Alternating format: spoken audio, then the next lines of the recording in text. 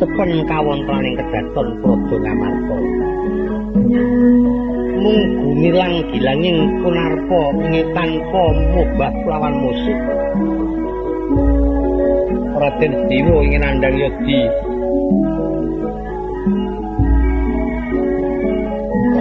Yen ngatundha katon gagah sadhuwuring ngatenggak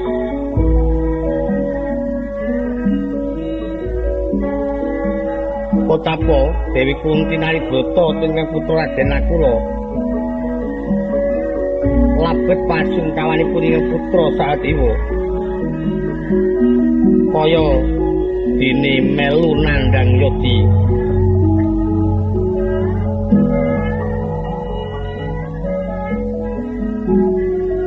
Awit nyata kalamunta datang kersa darkawan datan kersa ngunjuk.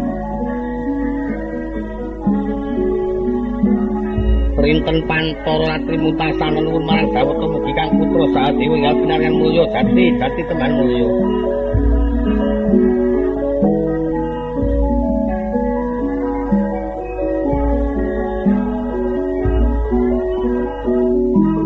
Sawya prisa gumilang gilangira kang putra Raden Dewa. Kaya tinotok sora denta dadane Sang Dewi. Arsa miji mangkang putra Nakula kepareng kawijining sabda.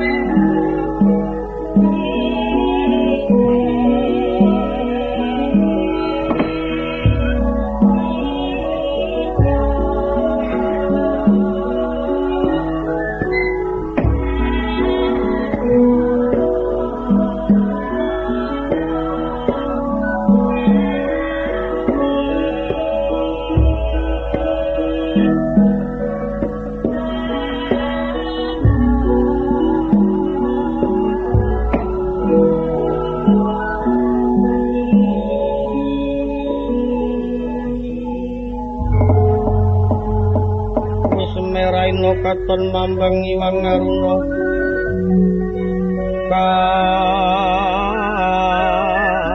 katinikraning aku rapo sabdaning aku tilorin kani guru saketer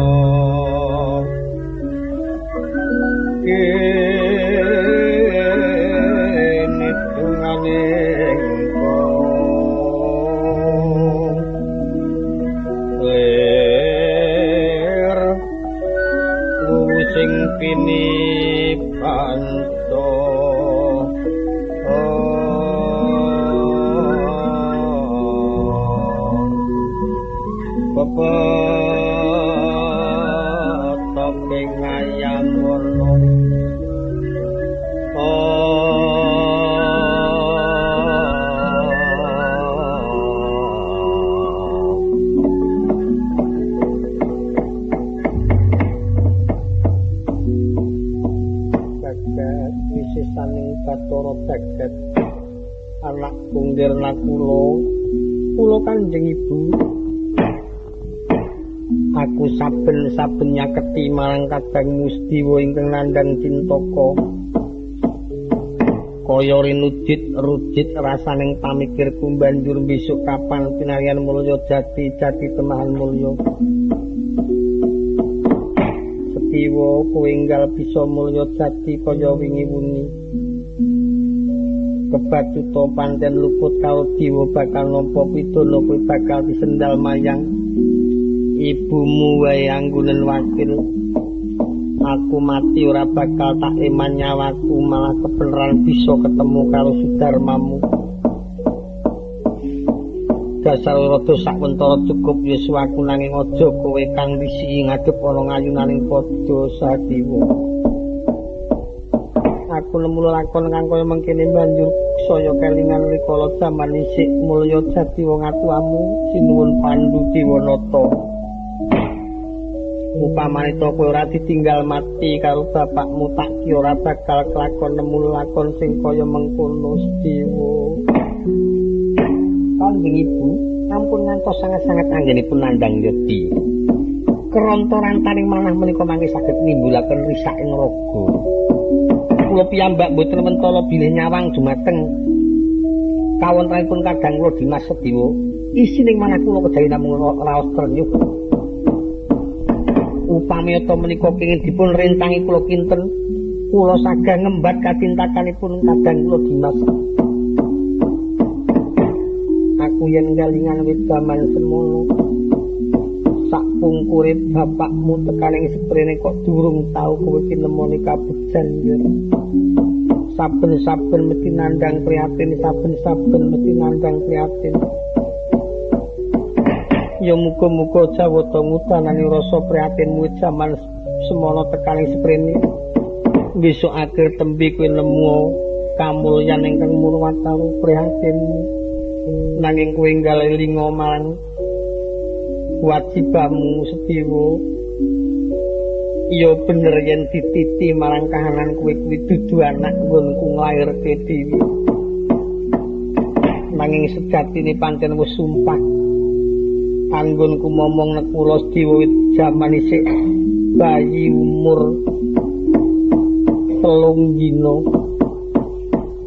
Tekaning seprene aku kang gedhekake mula katresnan kaya dene putra kang tak lairke dhewe. Yen nganti ditinggal kaya mengkono saklawase apa ora kaya tinata braja runge dadaku. Kanjeng Ibu, mboten perlu kepanjang-panjang. Rikala semanten para pepunden kula Pandhawa menika kejawi namung nenggo rawuhipun Koko Prabu Bathara Kresna. Yen pancen Koko Prabu Bathara Kresna menika mangke sampun rawuh wonten ing Tinggil Binaturkana mbok menawi jawata marangaken. Kenging kangge lantaran anjranane dumateng Kadang kula Dimas Sadiwa, Koko Prabu Ndrawati badhe ngusadani kacintakanipun Kadang kula. Oh iya to nak kula mingkarek tunggu Kadang Merda kaki Prabu Bathara Kresna. Muga-muga kena kang usrana nggonku nyawang marang warase adimu Sediwa. Kula nuwun inggih Kanjeng Ibu. Wanita mung janggaran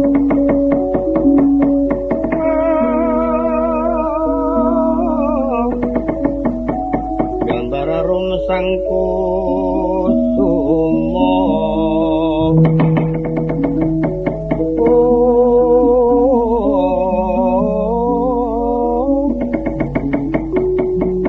ya talmawur madu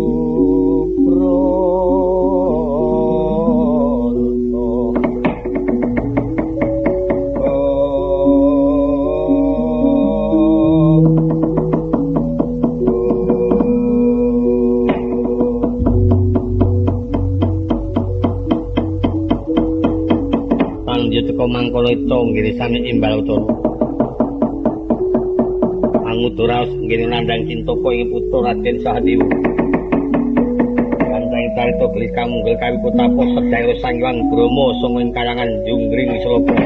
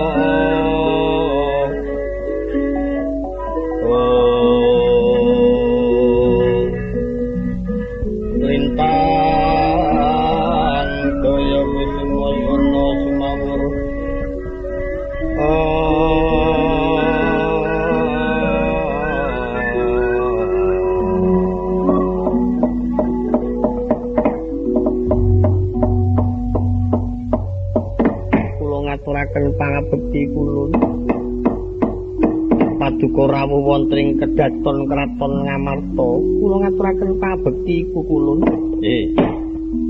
Kunti lan kula tak trima kita ngaturake pabekti ana ngarsa ulun. Ya Kunti nek kula tak trima kita ngaturake bekti marang ulun. Kedawi saking menika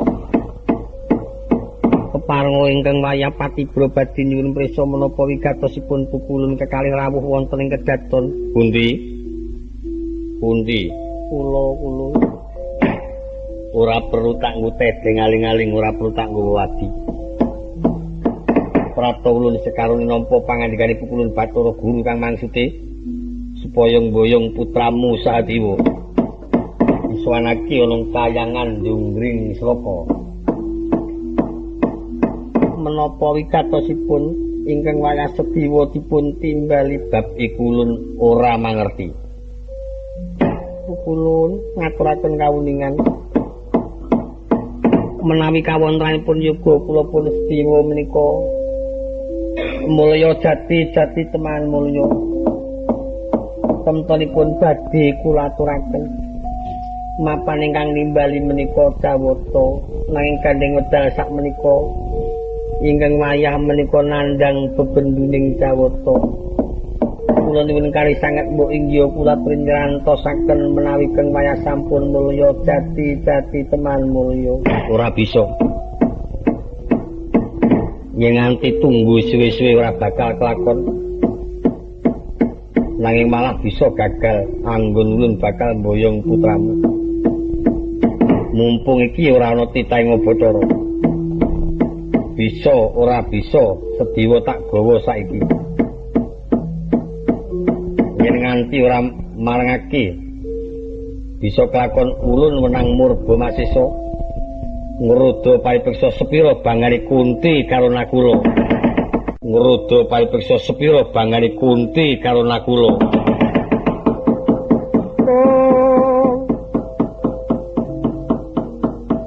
Dewayan nuntun wong aprang wong apranggasang sayan mulat pamoring bawana tilon saking puntaing ukir.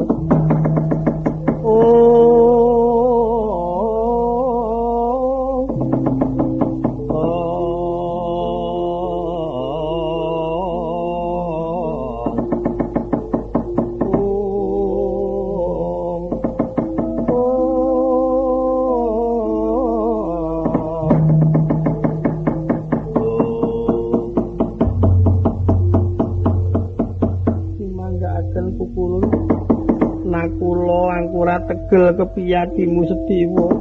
Dimas kepiye kowe digawa nang kayangan?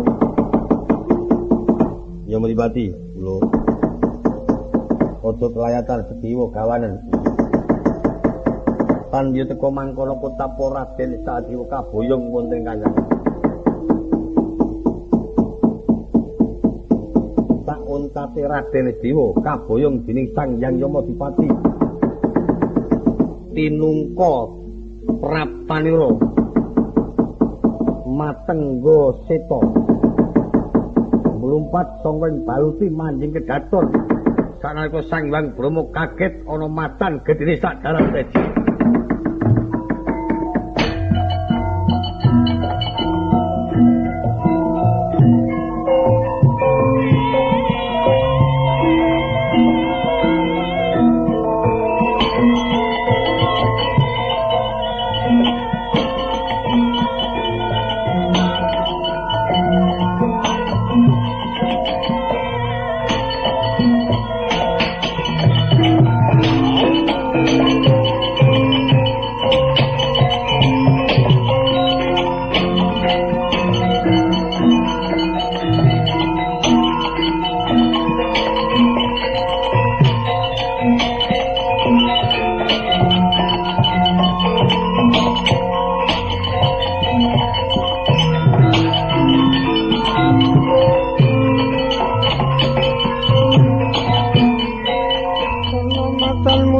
Saking gunung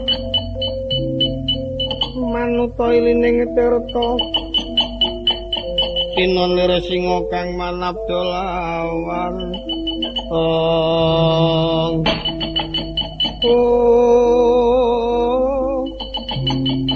manebak manat kadil singa barong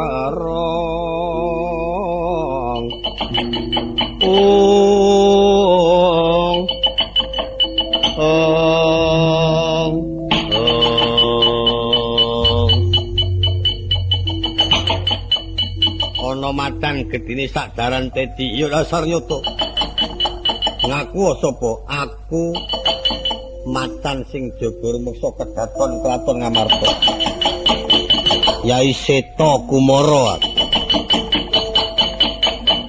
kowe Sang Hyang Brahma ya Sedewa tak jaluk walah kowe kelakon nggawa bali Sedewa kowe dadi kekuatane Sedewa layan bisa ngalahke Sang Hyang Brahma tak tubruk rampung nyawamu.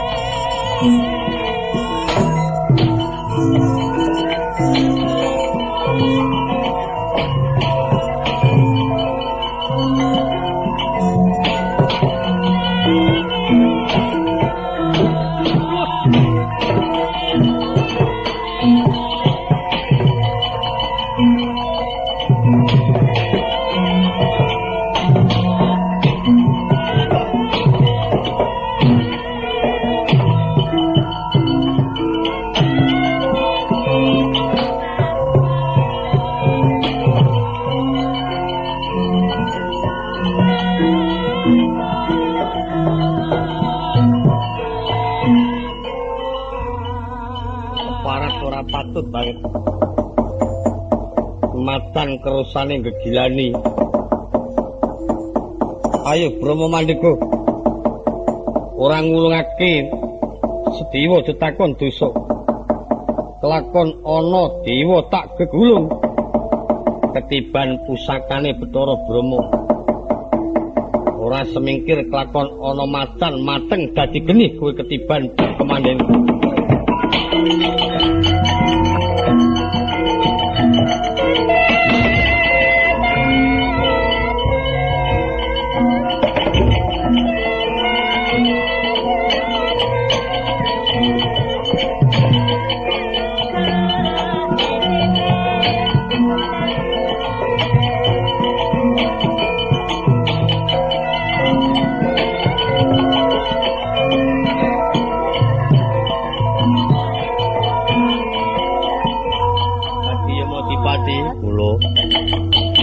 Awake dhewe bisa nggawa sediwa iki padha karo lancik-ancik ana pucuk ngeri. Mboten macan niki macan saking pundi. Sangka kedaton miturut pengakune dheweke kuwi sing jaga rumeksa negara. Kula niki mung sak derma melu lho niki. Saniki mboten kena disetake melu perang. Matane tak tibani kemandenku ora digawe rasa. Ngetokke daya geni petakku kuwi nek ngobong wong. Angger geni metubel mati meneh. Angger metubel mati meneh. Ambok dikontrol nek kurang lenga barang. Geni kemanden kok ana lengane aja meneh kok nganti bisa mengangah panas. Matine geni iki mbok mawa pelik-pelik we ora ninggal. Lajeng des pundi napa api kula balekke mak wis ora sah. Awake dhewe cepet-cepet ayo mlayu sowan kayangan. Saturke Sang Hyang Guru wis urung ora urung macan kula nututi tekan kayangan monggo kula dhewe.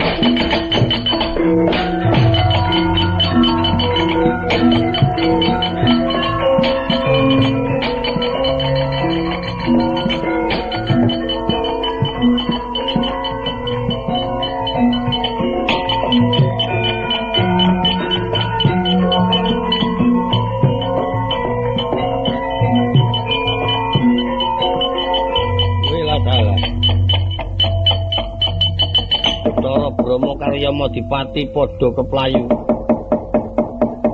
Aku ora iso nututi karo kowe tekan kayangan wirahing jagat. Tanyo teka mangkono kotapa matenggo seta kang aran Kanjeng Kyai Seta Kumara ati manarsa ngrebat kunarepane Raden Sahadewa. Untat sangka ing Praja Ngamarta. Etrimana arsa manjing kayangan rikala semana kodrating Jawata sawenya macan manjing kalangan Suralaya bisa kayangan dadi sungsan bono bali akeh dewa kang mlayu den bujung mateng nganti sesambat pating glembur pating delis sambating para dewa tunta widodari.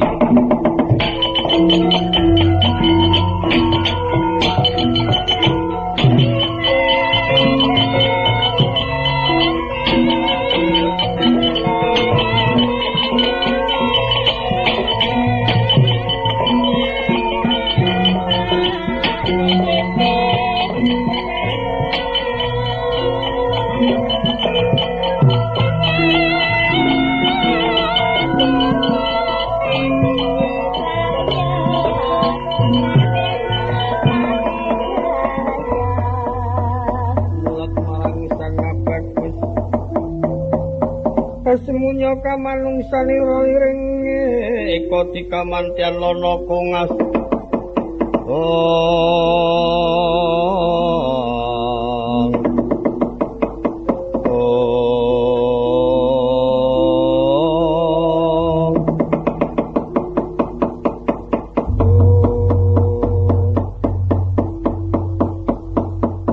Kanjeng Ibu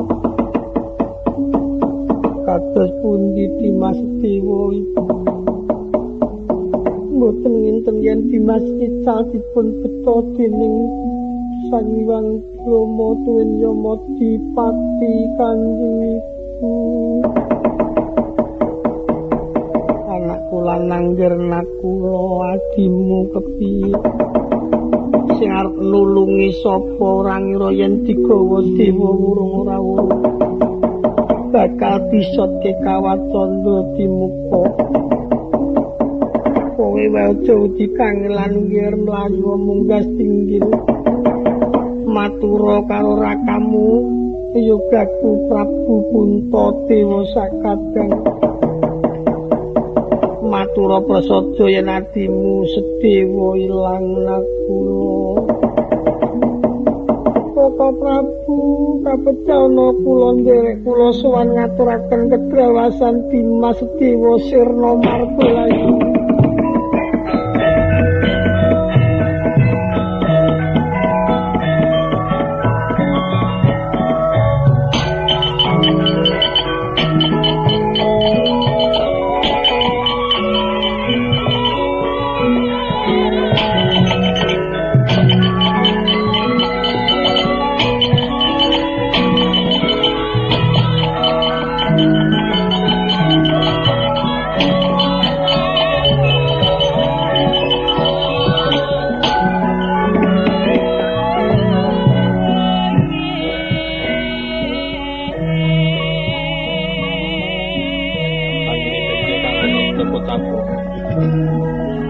Nahanto kang jiwa tengah dari Marta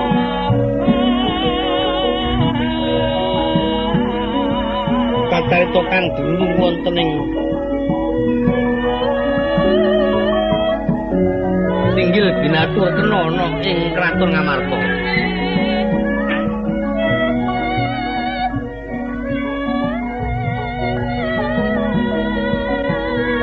Wong Agung Prabu Punta Dewa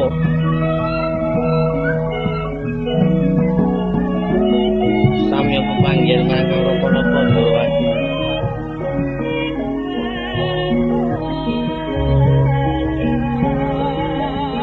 tuwin para kadang mita warudu ing katon pepak andil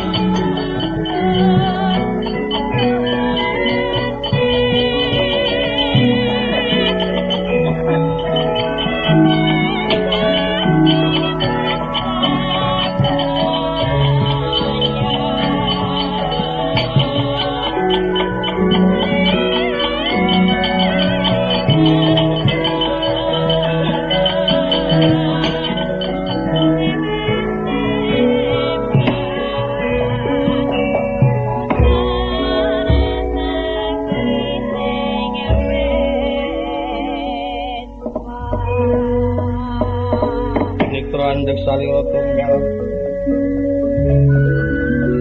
Nestane wong abaku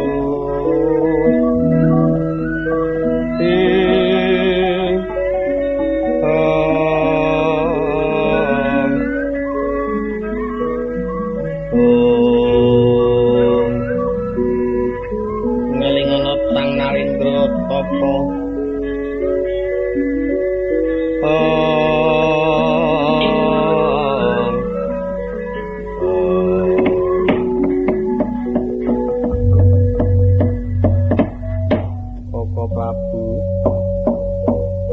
Kula ngaturaken prembagi panakrama rawuhipun Koko Prabu wonten Stinggil Binaturna negari Ngamarta. Kula nampi pamujinipun Nyai kados mboten kirang tunggal menapa praptanipun ingkang raka. Nyai Prabu kula nuwun inggih Koko Prabu. Senajan ingkang rayi ngaturaken pabekti Koko Prabu, iya Dimas Arjuna tak tampa. Wah, cideng kakangku padha slamet. Iya napa pamujine Syadi kaya ora siji apa pratanipun Kakang Nyai.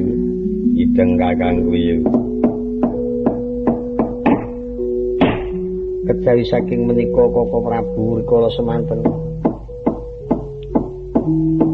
Kula sakadang badhe nampi kanugrahaning Jawata. Menawi saged nampi kanugrahaning Jawata akhir tembinipun saged nampi bebingah lan pinarian unggul peperanganing Brontoyuda nanging sarananipun kedah kula saged angupaya ing kasebataken mustikaning warih ingin saknyatanipun ingkang rayi dereng saged angaturaken malah katungka kadang kula Dimas Sedewa ingin nandhang yodi Koko Prabu niwang sukmana kang linuwih ingkang dipun ngendikaken Nyai Prabu menika cocok kaliyan kawontenan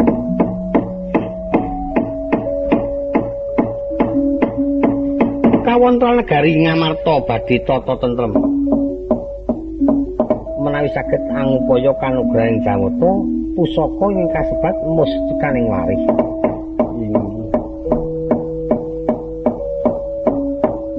menapa Koko Prabu sampun nate prisa inggih menawi mangertosipun dereng namung sampun nate midhangetaken ucap-ucap kados mekaten menika Nyai Prabu kula aturi anggatosaken bilih dal dinten menika para kadang badhe nampi pepeteng sawetawis minangka srana prihatosipun para kadang Pandhawa inggih mila bab mulyanipun kadang kula Dimas Sedewa kula kinten Jawata badhe saged maringi usada menawi saged ngupaya kanugrahaning Jawata ingin sampun dipun ngendikaken dening Nyai Prabu menika wau. Wase pancen mengkono ketemu ra ketemu tak pasrahke marang Sliteng kakangku. Mengkono Dimas. Ya.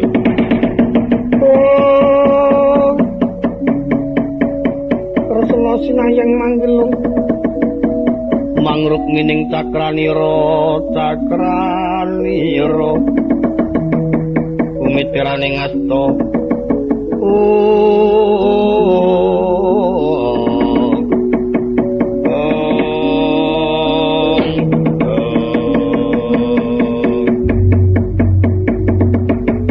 Pandya teka mangkono Kutapaita nggih sami imbal ucana Tacarita Piswanira Bambang Dewa Kesuma kadhiraken sedaya para prepat Panakawan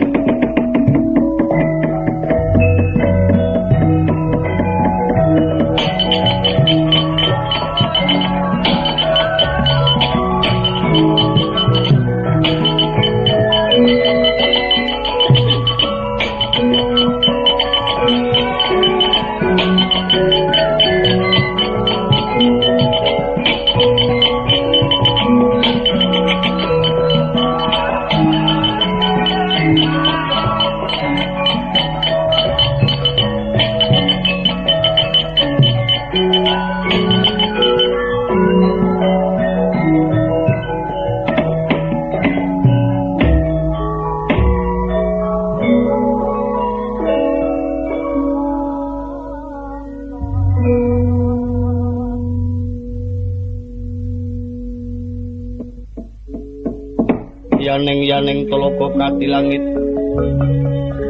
mambang tepas lan pamaneka ing surming akasa lintang daya kusuma yana sumawur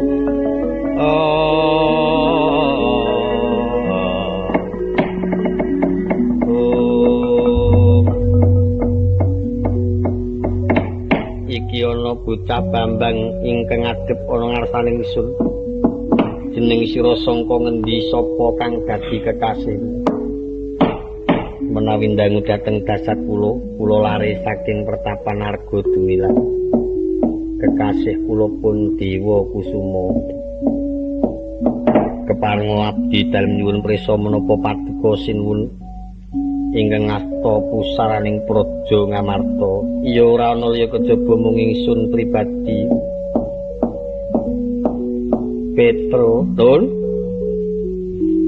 kok dadi momong karo bocah Bambang nggih kula sing momong saking pertapan Arga Dumilah sowan ngrasa dalem menika mangke badhe munjuk atur marata gagi maturapa kang dadi sedyaning panuwunmu sowan kula wonten ngrasa paduka mbok bilih kepareng istanipun kula badhe nderek suwita wonten ing praja Ngamarta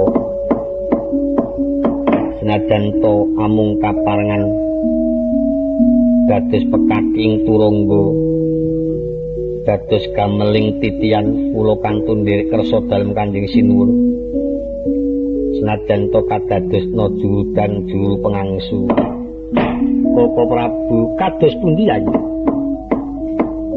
menika lari Bambang kepingin suwita wonten praja Ngamarta ngali Prabu kawonten negari sawet ribet sawet wonten pepeteng mboten kenging nampi pasuwitanipun sinten kemawon Jalaran inggih yen menika lare ingkang sae bebudanipun tembung sae saking wedaring lati kunjung saipun yayi menika ngantos manjing ing batos ingkang kula kuwatosaken yen ngantos menika mangke sae wonten lair awon menggahing batos tentu badhe ndadosaken kapitunanipun para kadang kula Pandhawa wasipun dereng saged nampi ngrapa inggih kepeksa durung bisa nampa bocah Bambang mula prayoga tunggu sakwentara ana negara Ngamarta kepiye Petro niku mangke naminipun wajar waliyang tenimbang sak menika tenggo sesuk suwita malih mbok iya ditampi sak menika mawon tanggung jawabe teng Petro kula niku sakjegi ora tau ndereke wong sing tumindak ala Petro ya menungsa Kresna ya titaing Bathara wingi-wingi Petro ora duwe watak sing angkara murka utawa watak kang ala ning yen saiki kena pengaruh gelem tumindak ala sapa sing ngerti lho sampeyan niku jare kagungan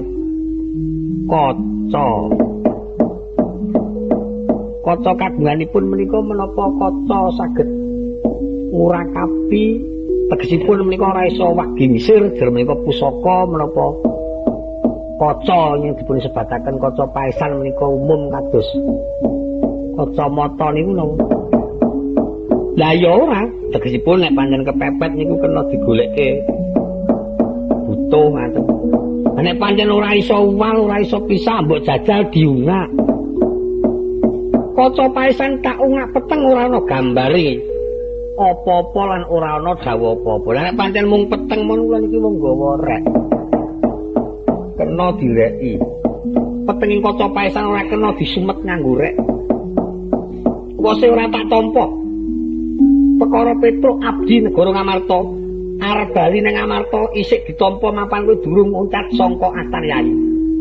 Iwas mulai pancen ngeboti bocah iki karo lunga karo bocah iki sak karepmu. Loro-loro. Ame asmita kok kopean rewel.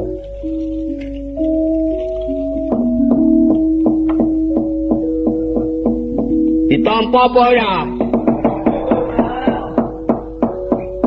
Durung Bagong. Ora tanggung jawab.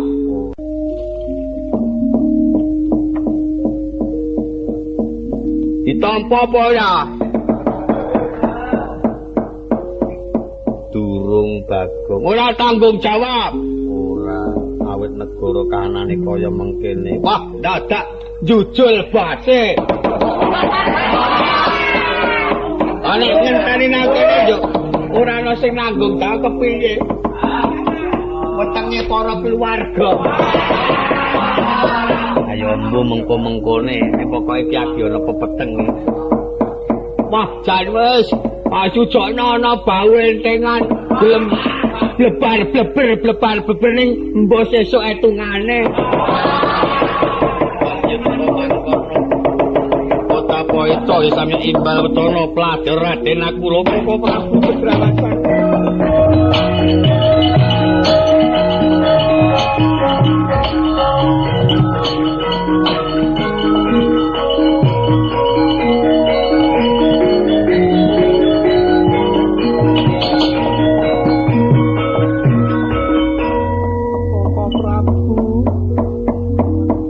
Kedrawasan Koko Prabu Napa Nakula mlayu-mlayu ngaturaken kawulingan ingkang Rai Kadang kula Dimas Sedewa ical dipun beta dewa ingkang boyong Dimas Sedewa sipukulun Bathara Brahma tuwin Sang Hyang Yamadipati temtu badhe dipun sotaken Kawah Candra Dimuka Koko Prabu. Kados pundi Koko Prabu? Menika yen ngantos Kadang kula mboten saged wangsul prayogi kula sak kadang katumpesa manjing Kawah Candra Dimuka Kewala. Rut rentenging Praja Ngamarta dinten menika kapasrahaken dhateng Rakapara. Inggih. Dewa Kesuma, kula sinuwun. Tak tampa pasuwitanmu.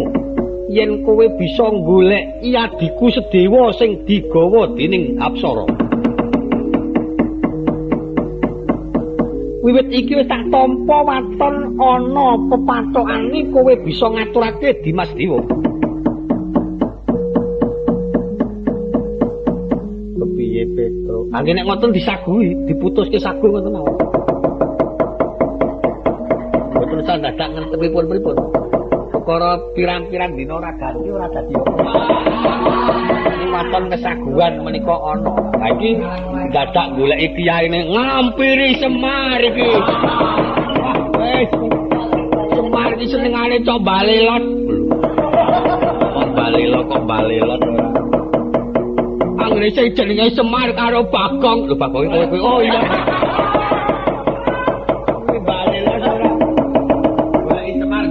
Ampiri iya Petruk nyuwun pamit sinusing praitna ngaryati.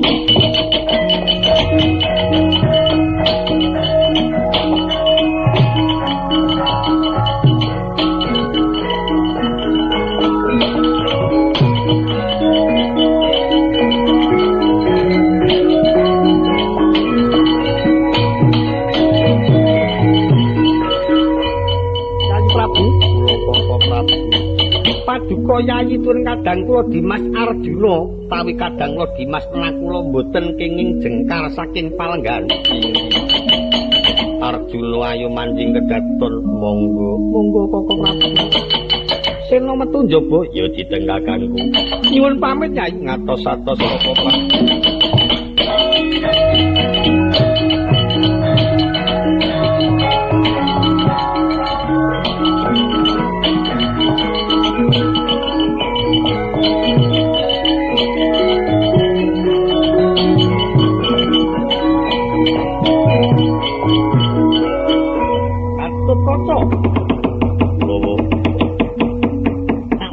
Jobor meksa negara mangsa Buddha Kraton Ngamarta mbok menawa ruwet rentenge tak pasrahke marang Gatotkaca tin para putra Pandhawa nyuwun pangestunipun Kanjeng Prabu kongkon wongko rasa mindun kaweri kagem mangkatos.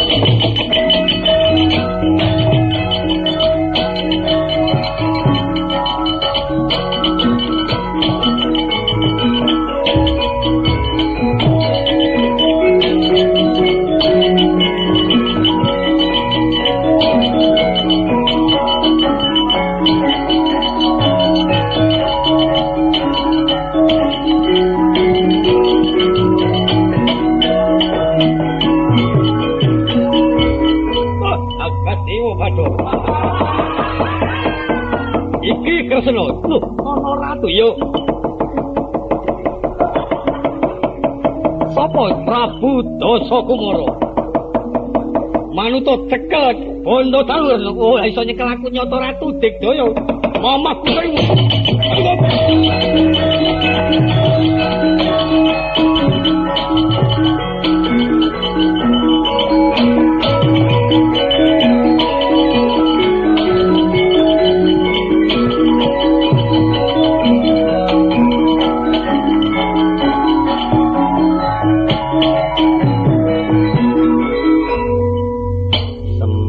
Wonten apa, Ndara?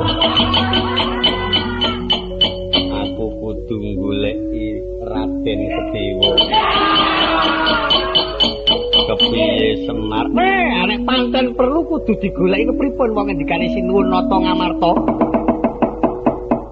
Aku iso ditampa pasuwitane menawa aku iso goleki Raden Sedewa. Pun digoleki ling goleki teng pundi?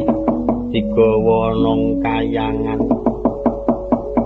Kayangan Suralaya. Iya. Pun awi kula derekke. Mangke anak-anak kula jake. Wis dadi anu dijak, Pak. Cepet dijak saiki. Dijak prihatin. Ayo Semar, monggo kula derekke.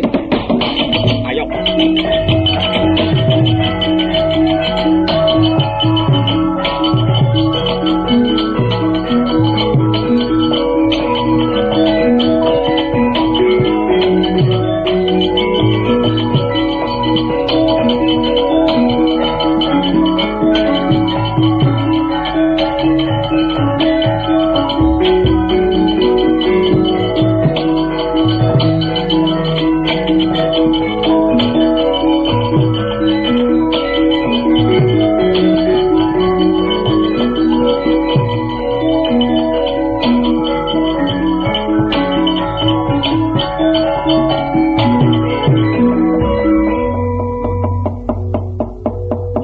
Sedewa sampun kula aturaken wengersanipun pukulun Bathara Guru.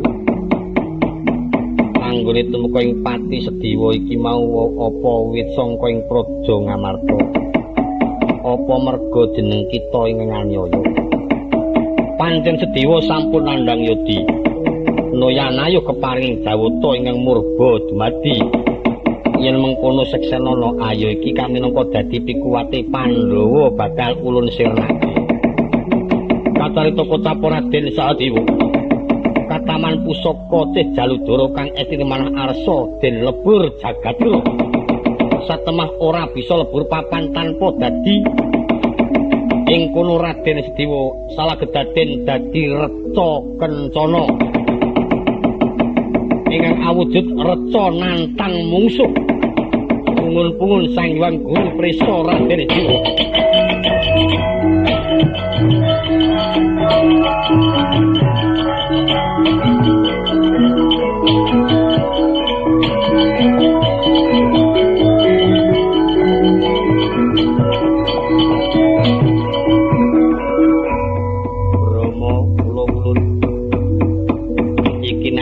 Sedewa nggambaraken pancen titah kang luput. Bukti nyatane Kuwanda ulun lebur malah dadi reca kencana. Iki becik ulun anggo pengiwan-iwan supaya aja nganti titah mertapada ana sing wani karo dewa. Lan aja nganti ana kang duweni watak kaya satriya Pandhawa. Imanggaken. Panjenengan teka mangkono dereng ngantos purna. Ucapo reging para Jawata alok kalamun ana macan ngamuk. Akeh para Jawata kang kapratundhan datan kiyat nanggulangi kritaning macan kepelajar kangge kanca mlayu macan ngamuk.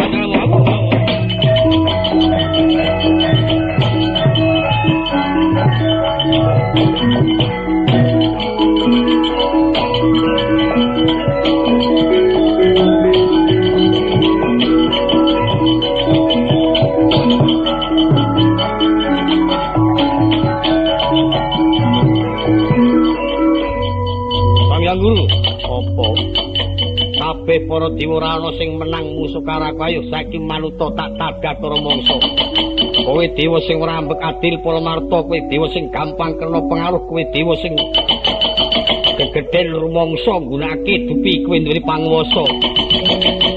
Yen pancen durung putus lan durung purna tumrap pangertening kebatinamu, becik kowe rasah dadi Bathara Guru. Oh, madal kita matan ngundamana. Ngaku kita sapa? Seta Prabowo. Ayo Guru, aku njaluk mati. Kita kepengin lebur papan tanpa dadi aja takon dosa cedalu turuti manuh.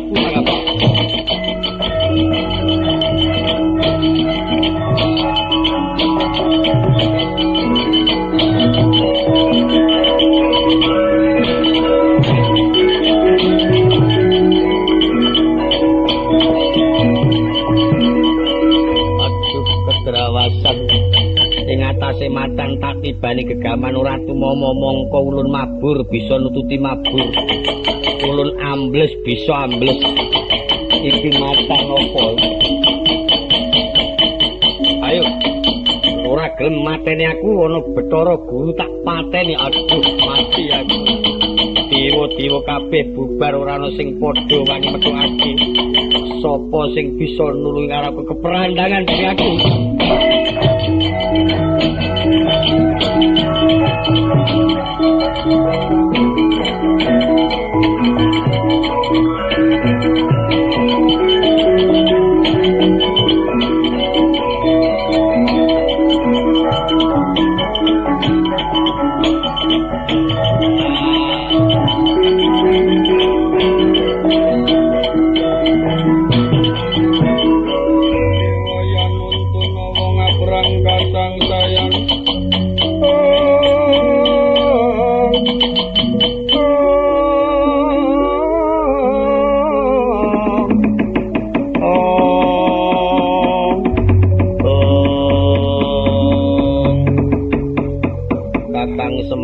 Apa Bathara Guru? Ulun wis ora saguh dadi dewa Kakang Semar. Apa sebabe kok dadi kowe ora saguh dadi dewa? Kayangan rusak. Dirusak dening Matengga. Mula bukane kepiye? Ulun kena pengaruhi Begawan Durna. Saenggo ulun tegel karo putulun Pandhawa. Lah saiki tak takon nek Durna karo Bathara Guru kuwi yo anggepe pinter Durna apa pinter Guru. Aku mbiyen rak wis kandha ta iki kayangan nggonana. Dadi dewa tak dadekke ratu ning dewa aku tak trima momong wiji ratu ana Mercapada. Ning wis sing waspada wong sing tak mong ora kelakon wong sing luput. Yen kowe ngluputake Pandhawa padha karo ngluputake Semar. Iki kayangan iki tekku, biyen sing yasa aku, sing gawe aku, kowe merah takon nggoni, takon kepenak. Jalung weh, tak nggone kios. Men nggo marung. Ora ana kayangan kok nggo marung. Lemu nganggo tumpang supaya mengkono kuwi aku ora trima. Ya nek ana luput ulun sing gedhe pangapuramu. Mangsa Budhawa Kakang Semar Matan ngamuk aku gelem. Mateni macan ning yen Ndara Dewa tak jaluk bali oleh ya mangsa Budhawa Gus apa mang petuke macane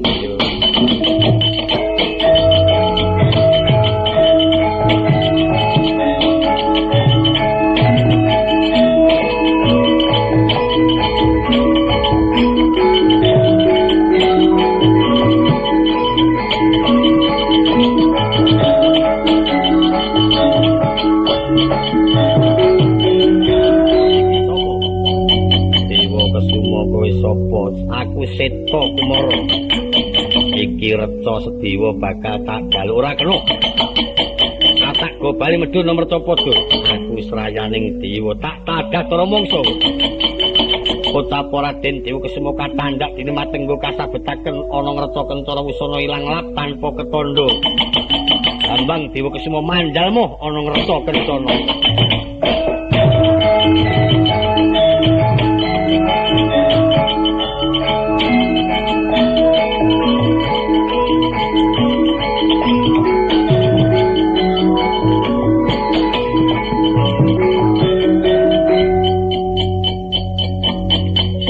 karo wang wis lapuran begawan karo Semar langsung masa dadak ngliwati Semar langsung karo sing tuwa matur karo begawan sing nang pertapan gunung sing jenenge gunung belah-belah mau tak mangkat saiki ya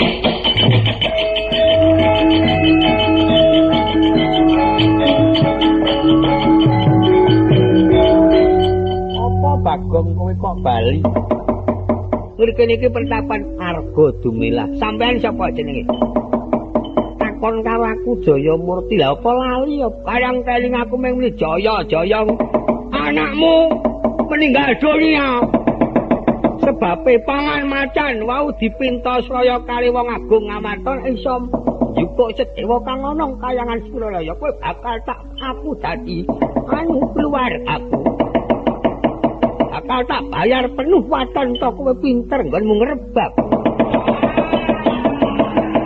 sono mati pangan macan saiki matahe teng kaya tak labragi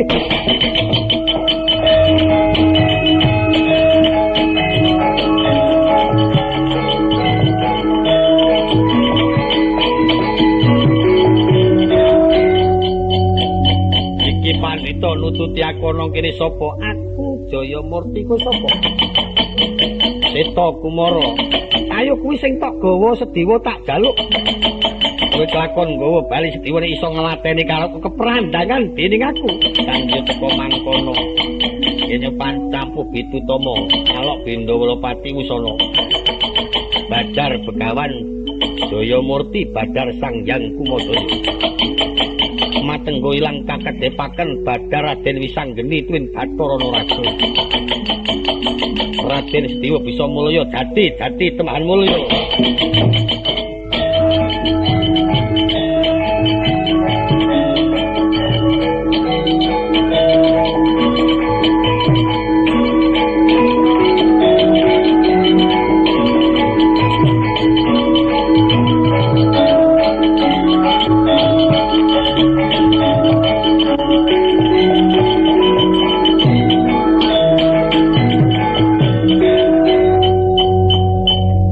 Jaya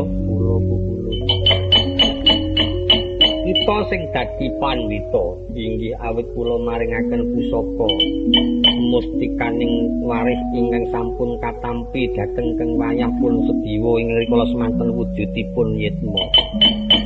Lah nek ora kaki Kumajaya ingkang memperkamurkane awake dhewe mungsuh ora jebol kayangan.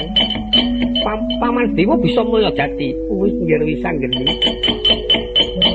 Bagong, bapakmu kon rene. Rama Semar karo pukulun Bathara Guru. Mangke kula playonane.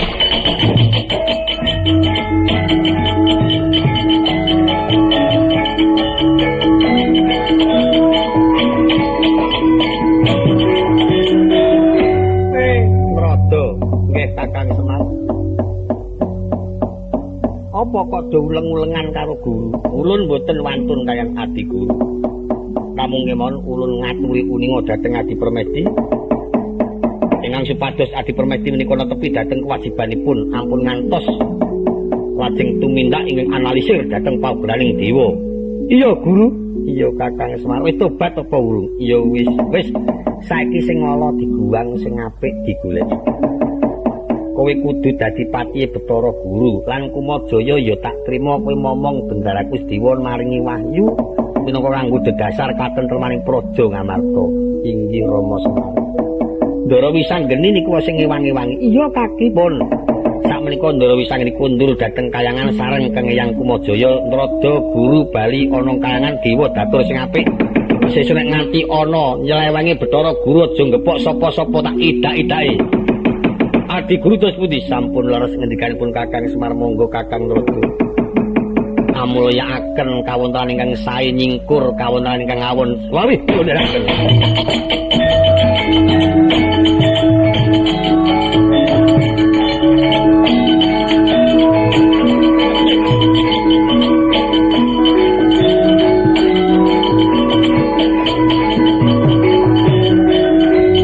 Aku doyak mungsuh.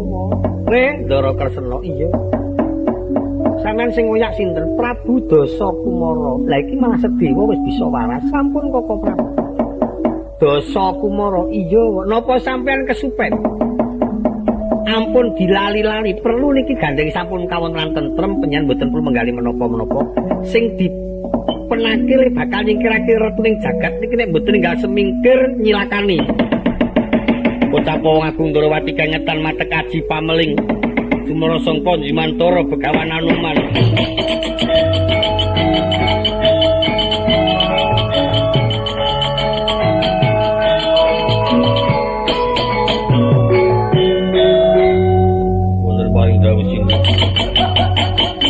Dateng kang abdi pun mayangkara. Aja mengenak-enak Kakang Anoman. Terang yen kurang kaplait namung iki ana bebaya kang bisa angintasi gawe apa perlune.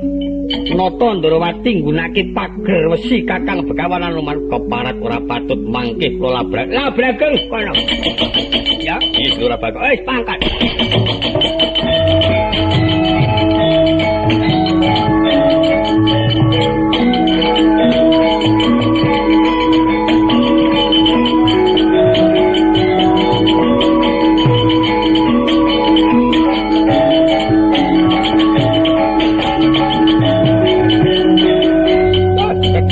Sopo rasa takon aku Anoman karepuk sifat sewu ora bakal pangling yitmani dosa muka ora gelem semingkir saka ngarepan aku ora gelem bali gunung Sumala takon terus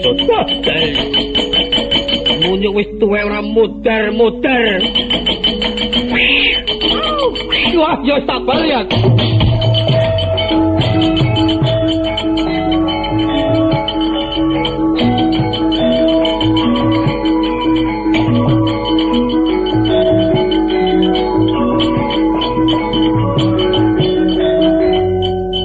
patut banget lamung bendet sak rambut bisa ojo takon bisa tak pantek wesi sembudo bisa metu nyoto Stigaya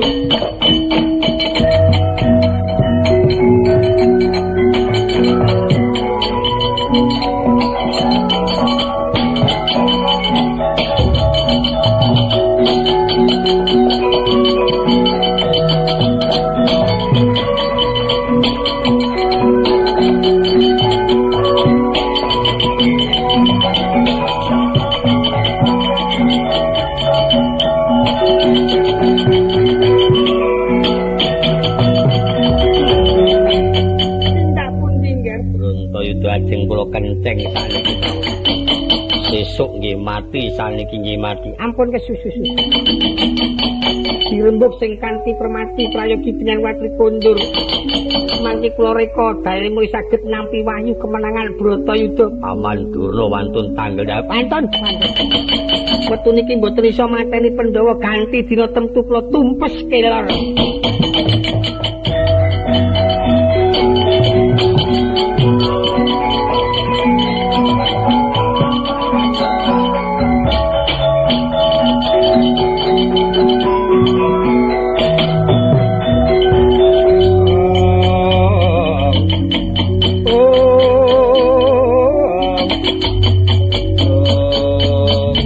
Satrio gagah sapa jeneng? Aku karo Ndoro.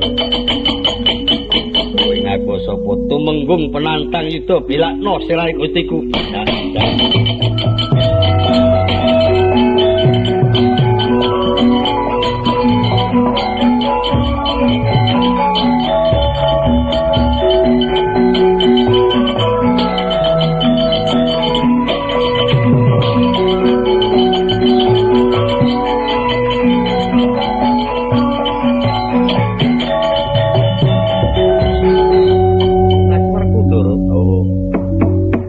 Gandeng wis bisa tata titi tentrem ora ana para wadyabala kang wani manjing peperangan awit sangka pengawit Dimas Bratasena.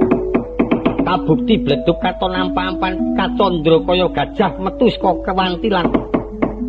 Mesakno para kawula sing ora melu apa-apa. Iya. Gandeng Dimas Dewa bisa timbul. Ayo padha dicaosake atur marang Nyai Prabu Puntadewa muga-muga sak timbul Dimas Sedewa kang nyata nggawa kanugrahaning Jawata. Iki mengko kena kanggo lantaran pikuwating Praja Ngamarta. Tak derake dipenging aku.